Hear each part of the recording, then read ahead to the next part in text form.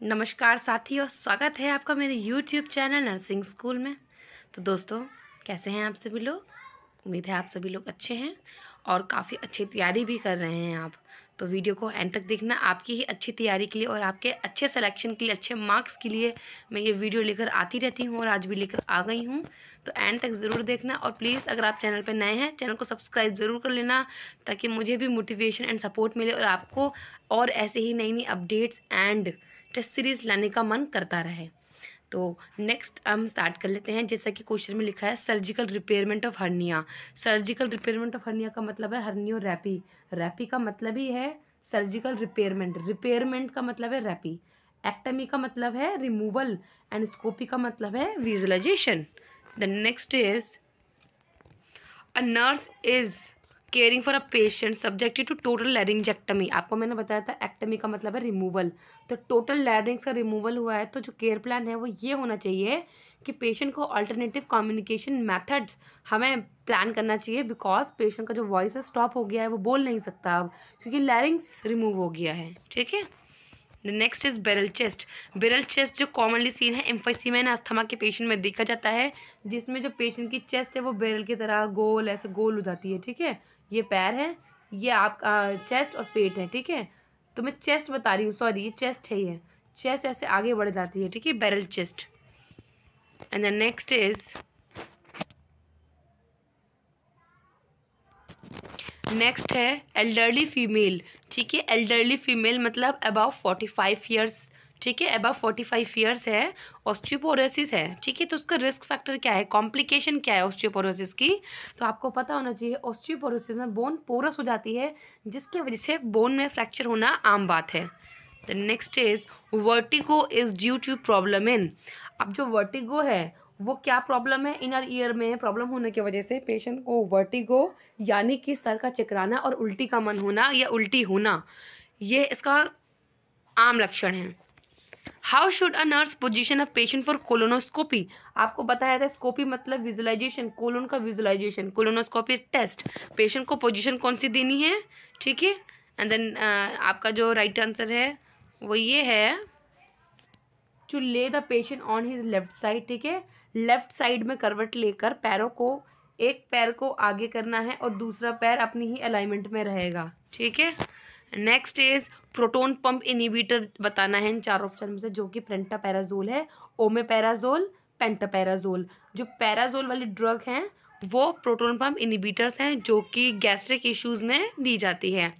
Most common adverse effect, most common पूछा है यहाँ पर। ठीक है, मोस्ट कॉमन जो केमोथेरेपेटिक कीमोथेरेपेटिक ड्रग्स को, ठीक है, एडमिनिस्टर करने से देखा जाता है, वो है nausea and vomiting. Next is Kernig sign positive. ठीक है, यहाँ पे थोड़ी स्पेलिंग मिस्टेक हो गई है। ठीक है, Kernig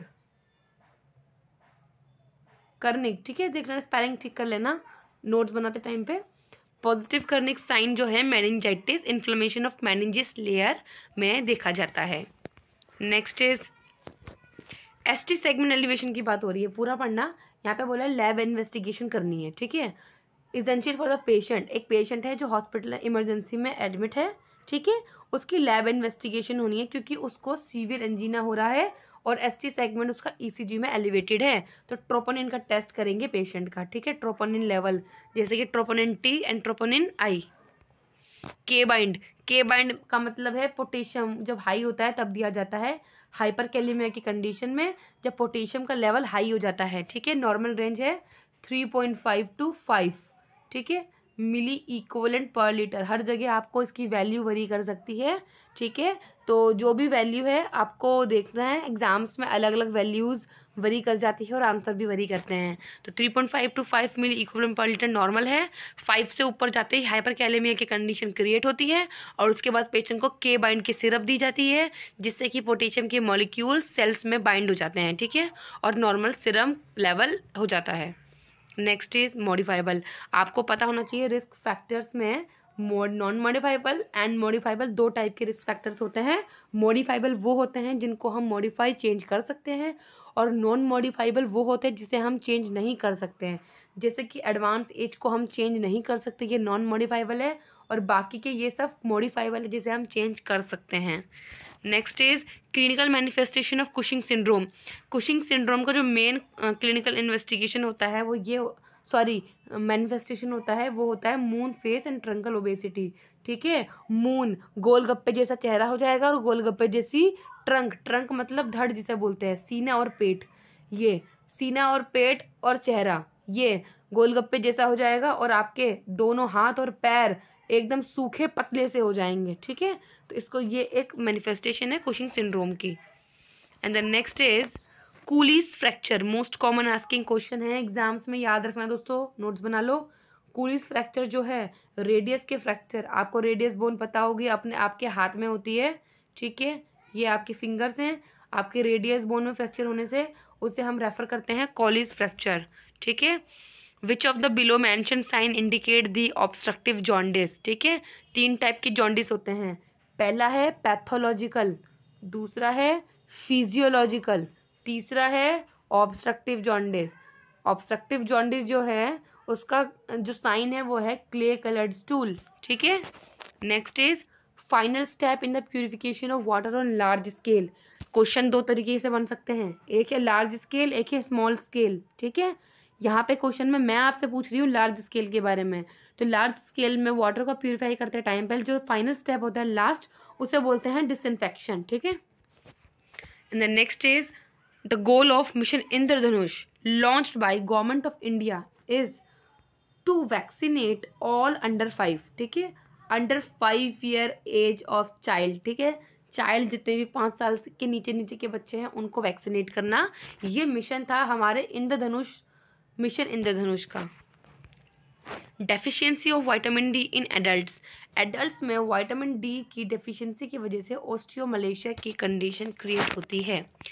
a method used for individual health education in the community, community के लेवल में जो हेल्थ एजुकेशन है इंडिविजुअली वो काउंसलिंग एंड इंटरव्यू के थ्रू हम दे सकते हैं। And the next is averting the transition of disability into handicap relate to which level of prevention। यहाँ पे level of prevention से क्वेश्चन है ये। ठीक है, तो अब हम ये बोल रहे हैं डिसेबिलिटी से हैंडीकैप के अंदर जब ट्रांजिशन होता है तो वो लेवल ऑफ प्रिवेंशन कौन सा होता है। तो 3 ऑप्शन से आपका जो राइट आंसर है वो है टर्शरी लेवल का प्रिवेंशन है। ठीक है, एंड आज की यही जो टेस्ट सीरीज़ है यहीं पे कंप्लीट करती हूँ। Thank you so much, I hope आपको पसंद आई होगी। चैनल को सब्सक्राइब जरूर कर लेना, लाइक ज़रूर कर लेना एंड साथ ही साथ आप शेयर ज़रूर कर देना। थैंक यू सो मच, फिर मुलाकात होगी नेक्स्ट वीडियो में, तब तक के लिए good bye and take care.